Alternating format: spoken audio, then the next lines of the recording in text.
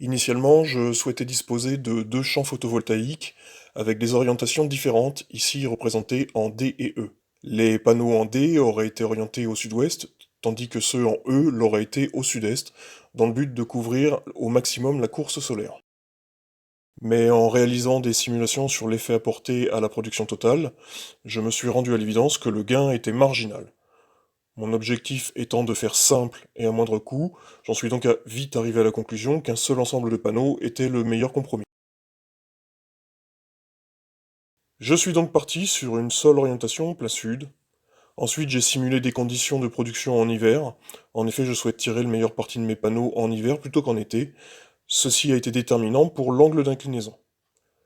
Lorsque j'ai obtenu les résultats, j'ai choisi le matériel en conséquence, à savoir 6 panneaux de 400 watts crête. En regardant les offres du marché, j'ai fait un choix chez un constructeur. Les dimensions de ces panneaux ont fixé les dimensions du châssis réalisé. Mes seules contraintes étant d'obtenir un angle d'inclinaison suffisant pour l'ensoleillement hivernal et de ne pas atteindre 1,80 m en hauteur de construction pour la subtilité administrative qui m'exonère de faire une quelconque demande ou déclaration. Une fois les calculs effectués, j'ai pu passer à la phase de réalisation en débutant par les plans en béton pour la fixation au sol du châssis.